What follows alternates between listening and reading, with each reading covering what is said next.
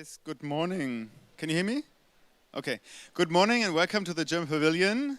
It's day 6 of the COP already, and we have our second press conference today with State Secretary Morgan and State Secretary Flassbart. We will start with short statements, and then my colleague Katharina will come around with the microphone. So if you have a question, raise your hand, state your name, and ask your question. Please, Jennifer, the floor is yours. Thanks so much, Chris. Good morning, colleagues. Thanks for being here.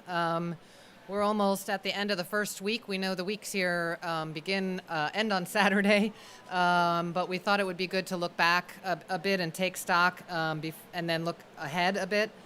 I think maybe just to step back, when the COP started at the beginning, there were quite a number of worries that the global context here would completely overshadow everything and that it would be very difficult to get work done. I think after the 6 days here, we can say that's not the case.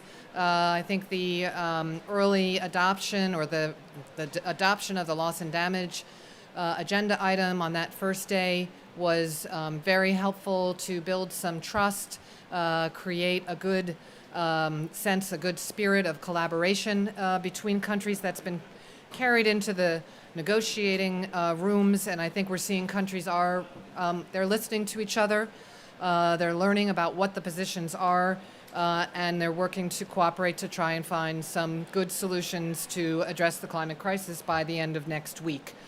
And I think that is where we are right now. We're in the midst of it, I think, and it's still in a way, not early days, but it's always this time in the negotiations when there are many brackets of text that have been proposed. I'll go quickly through the issues and then hand it over to Jochen. I think on mitigation, I just wanted to remind us what we're trying to achieve here. A mitigation work program, it sounds boring, but it's actually absolutely essential because we need a work program that will support the halving of global emissions by 2030 and go through that until that's done.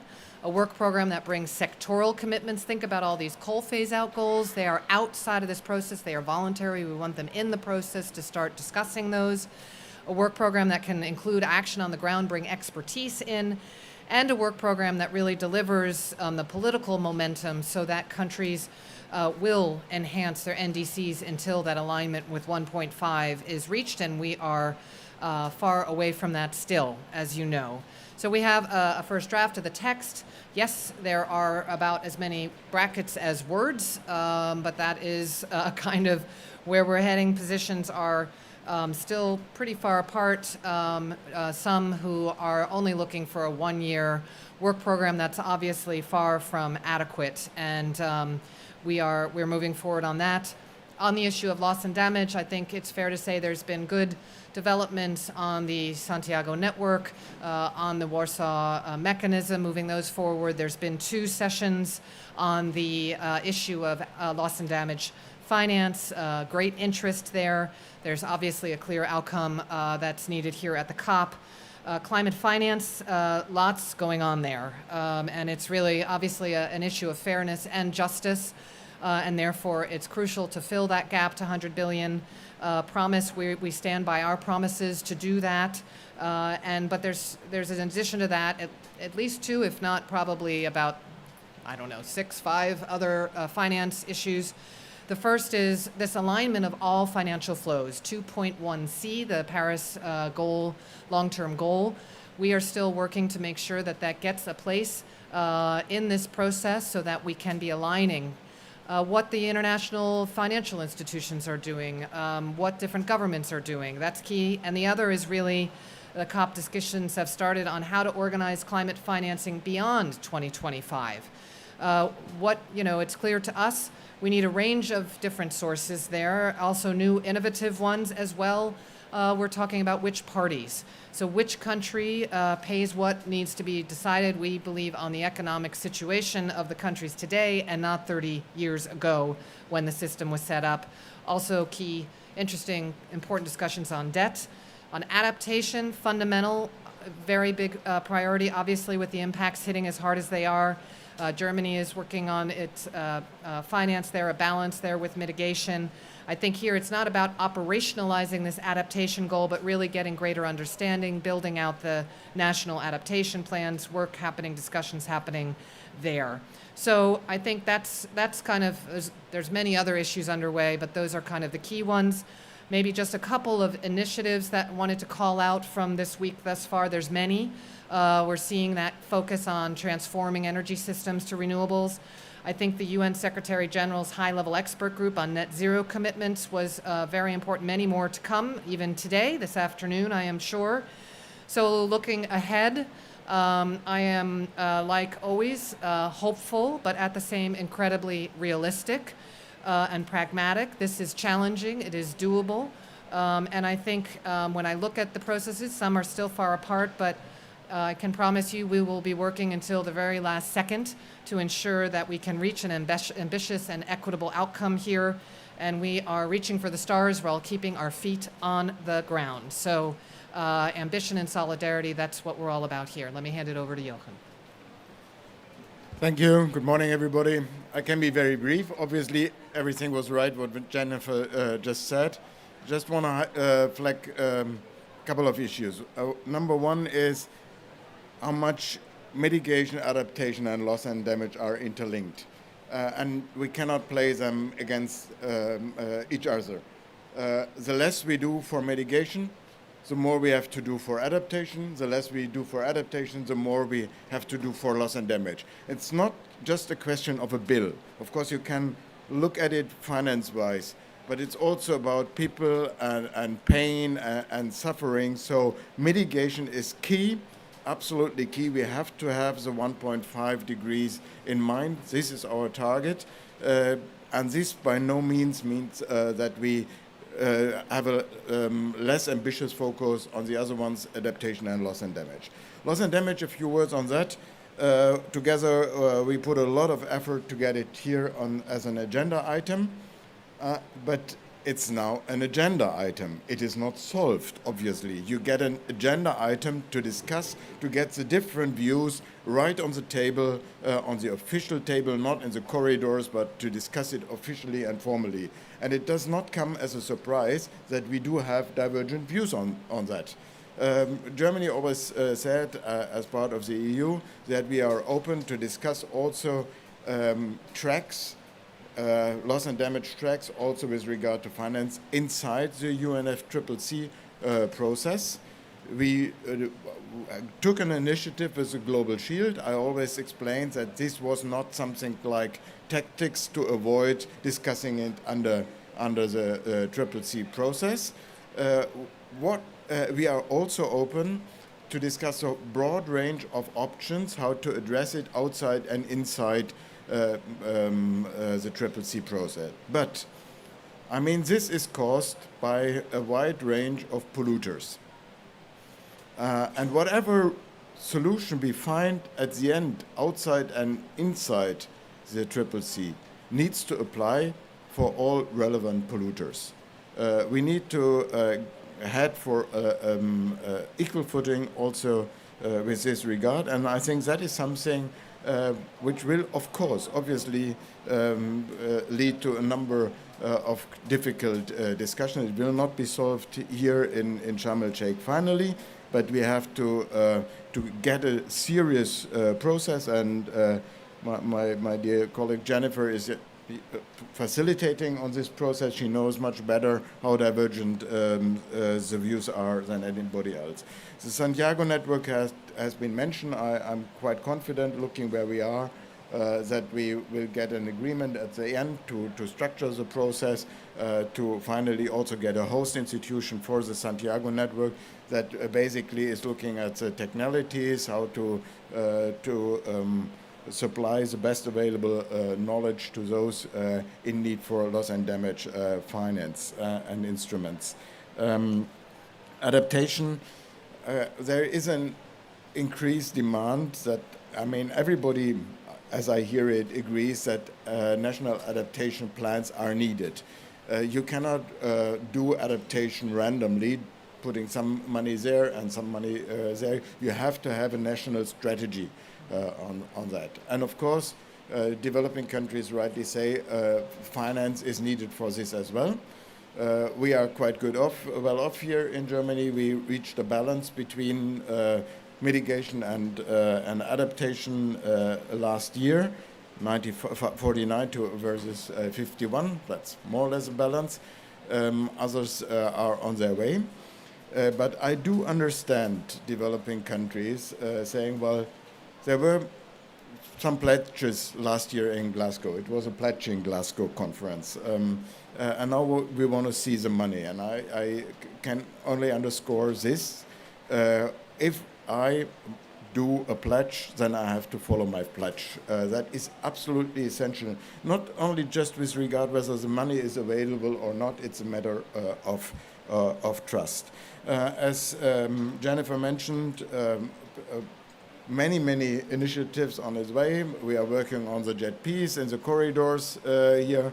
Quite confident that we will make some progress on that. We had last week some also for some maybe surprising new collaborations like the German-Kenyan agreement, climate partnership.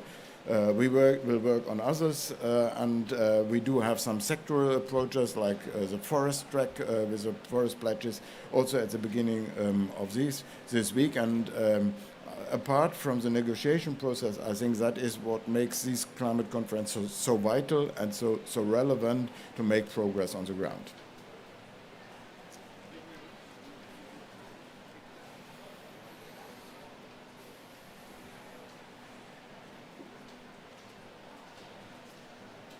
Lukas Scheidt for Table Media. Sorry, English.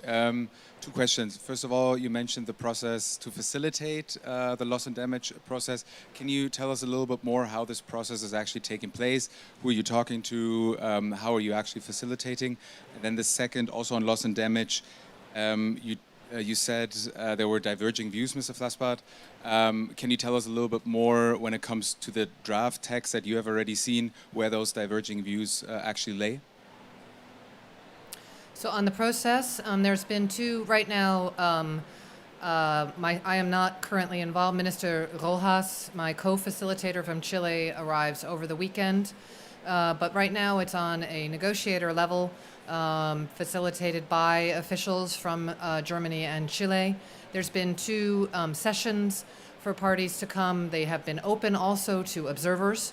I think the first one, there was a line around the building, and therefore a second room was opened up. The second room was large enough for everyone, and there's will be continued sessions where parties can just be putting out, explaining their positions, listening to each other through this weekend. Then we'll take stock and consult with the presidency how they want to move forward from there. Yeah, of course, Jennifer Morgan has to be much more neutral than I'm allowed to be. I think it's good, as I said, that we do have the process now. And there are things happening outside the UNFCCC process, like the Global Shield. But there are other initiatives, and we heard from other countries, also, by the way, from China, that they are ready to do something out voluntarily outside the CCC process. All this is fine. What I, to be a bit diplomatic, find difficult when people say this, we ignore what you are doing there. I accept that they say we want to have something also inside the CCC process. I also accept that some have the view that we need a dedicated fund. These are relevant views. You can discuss about it. Is this really an added value? What kind of added value is? But what I do not accept is you're doing something, but we are simply ignoring it. So it comes to the relevance of what we are doing. And of course, I'm of the conviction that we do need the MDB's involvement, that we do need the financial flows and alignment also with regard to loss and damage.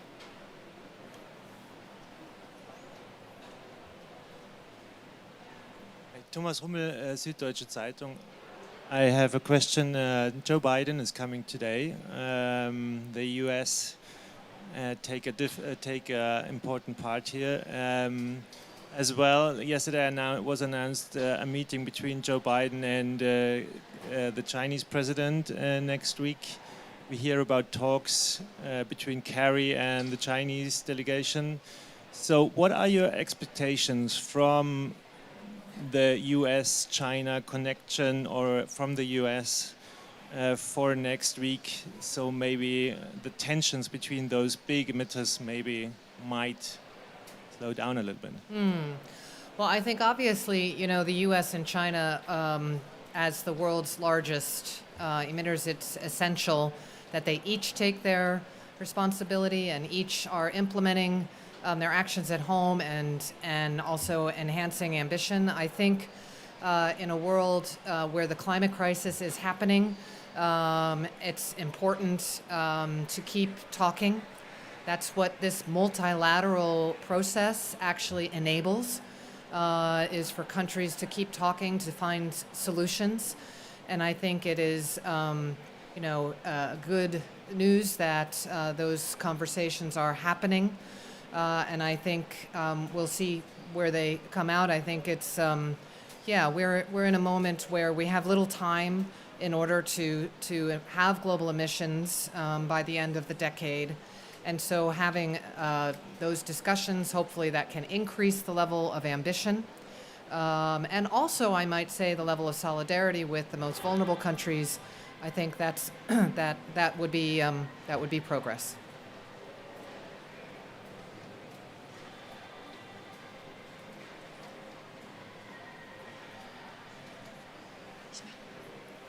Georg Ring, German Radio Deutschlandfunk. I would like to know what you expect from Biden to bring here to the COP.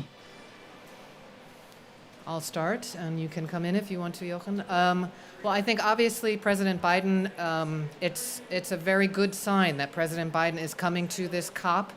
I think it reassures countries, people, that the United States at the highest level takes this issue incredibly seriously. And we need that. I think I would expect that he is here to share kind of what they've achieved since last year and their implementation plans domestically, having national legislation moving forward that can help them achieve that 2030 goal that they have. And I would, hope that through his conversations it can trigger more ambition coming from various countries here. And also that the U.S. would come forward on issues like climate finance. There are different ways that the United States can play a leadership role on climate finance. As the largest shareholder of the World Bank, they're certainly working on that. But I think meeting with the most vulnerable countries, hopefully, and reassuring them that the United States stands side by side with them to achieve that 1.5 goal, to support them when it comes to loss and damage. That's the type of leadership that I would hope that President Biden would bring, and I think that is the type of leader that he is. Yes, I mean, it's definitely a good signal that President Biden is coming.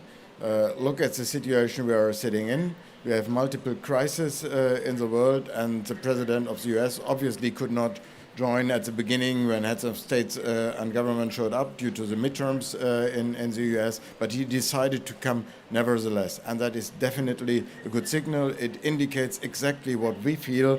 The climate crisis is the long-lasting crisis, and it's good that heads of states and government pay a lot of attention to that.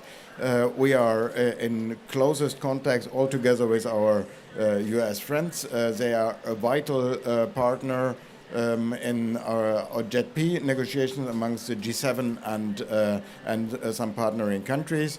Not only with those who are already known, like Indonesia and India and others, but we are also working closely between the US, Europe, and Germany on partnering with other countries. And I expect that we can announce this afternoon another one of this type, not a JETP, but one of enhanced climate ambition. And I'm happy, very happy that the US is so present here.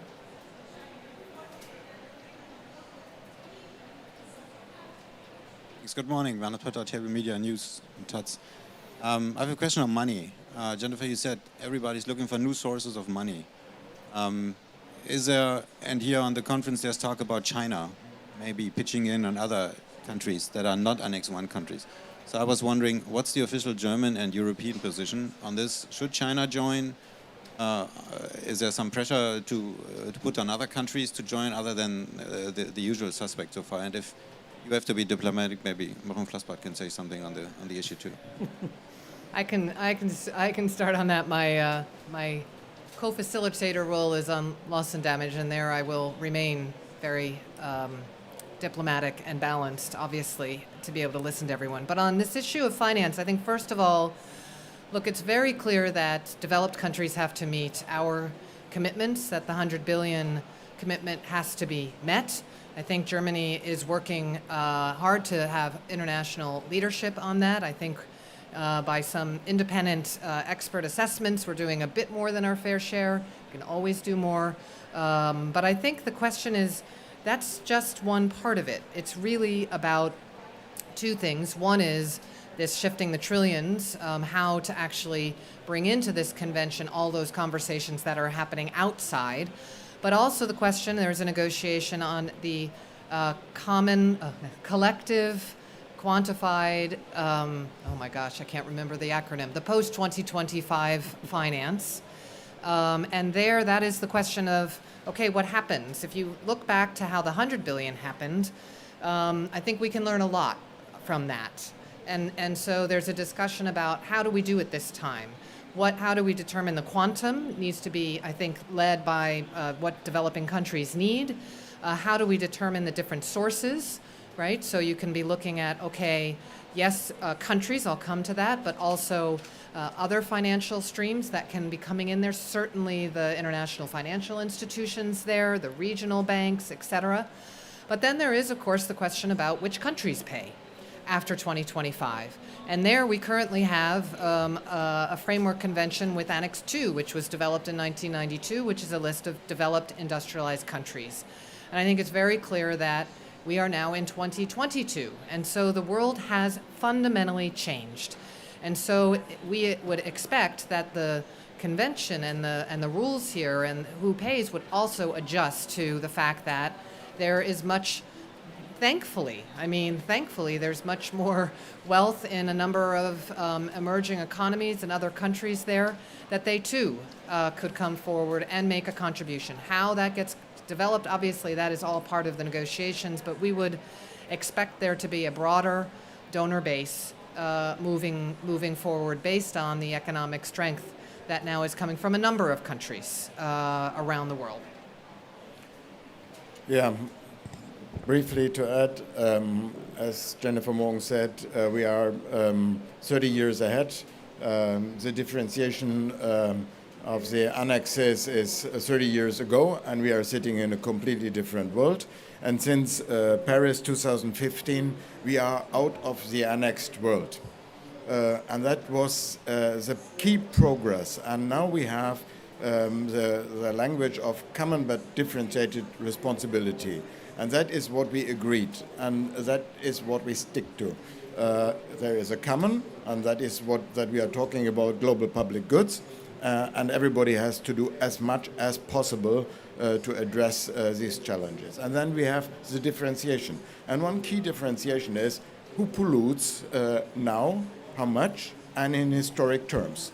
And that is a clear set of criteria. And of course also the economics coming in, who has the capability to do what, but this is not along the lines of old annexes. Okay, sorry.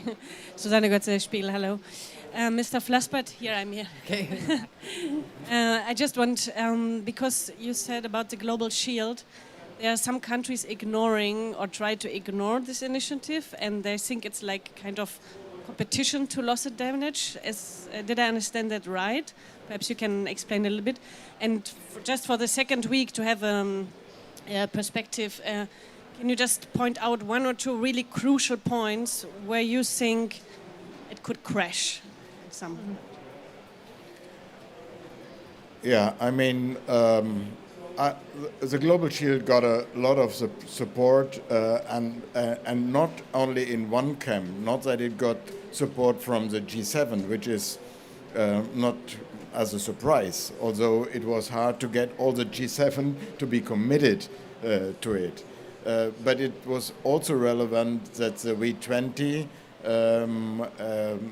the most vulnerable countries represented inside the G20 group, but representing some 58 countries, that they developed the Global Shield together with us. And when Chancellor Scholz, and we both attended the meeting of the Chancellor with heads of states and governments both from G7 and V20 countries, there was a lot of support and applause to what we developed. So that's the one story. The other one is that we are now, as I said, in a negotiation process. And in a negotiation process, you start to negotiate. And of course, it's very understandable that those who are affected by climate change the most, that they do not say, well, now we have this wonderful initiative of a global shield, nothing to say more about it. Of course, then you start to make points. Yes, we want to have something inside the UNFCCC process. We want to have a process and not just a standalone discussion. So I would assess it quite normal, but would not say that there is not an ownership for the global shield in the global south. Yep. Two points where I would say it will knackpunkte. I mean, where I hope it doesn't crash, but I think that it will be very difficult, or there'll be a lot of divergence. I think the first is really in this mitigation work program. Is this a one-off process, or is this a serious effort to figure out how to have global emissions together? And I think that watch that space. And the second, on loss and damage, what are the funding arrangements? Those would be two that I think will be key points during next week.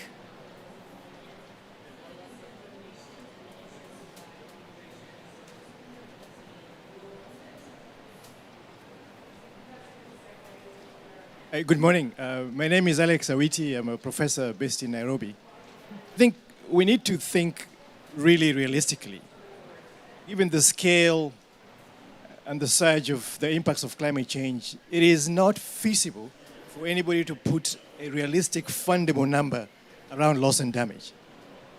Let's just be honest. Do you have a question, sir? Question. Yeah. So my question is, at what point are we going to cut to the chase and basically square up with our colleagues from the South, I'm from the South, and have a reasonable conversation about what else we can do around adaptation and mitigation, and basically other funding mechanisms to basically ameliorate the impact of climate change on the South that basically has no coping capacity. But I don't think we can dance forever around somebody going to cut a check every time there's a flood or a drought. So I think we just need to cut this stuff quickly and proceed with what is feasible. So I think, as Jochen Vlasbot said, thanks for the question. It's clear that we are in a crisis situation. I think when, as Jochen Vlasbot said, we have to think these things together. The mitigation issue of having global emissions by 2030 is the top priority that we need to achieve, because it will reduce the losses and damages in real time, but also to scale up the resilience work, I mean, in everything, really. I mean, because if we're not thinking and planning into, based on different scenarios of we're seeing what's happening now at 1.1, 1.2 degrees. So looking at what could be coming, making sure that the support and the financing is there either through national adaptation plans, but scaling that up. That's why the adaptation funding discussion is so important, but not only the funding discussion. And then, reducing as much as possible the losses and damages through those two measures. But we hear from developing countries how, they're living those experiences now. We have losses and damages in our own country, and we feel that it's our responsibility to work with them to figure that out here, how we get that across the board, but also how we respond to that. Thanks very much. Thank you very much. This is the end of the press conference. Thank you so much for coming. Have a good Friday.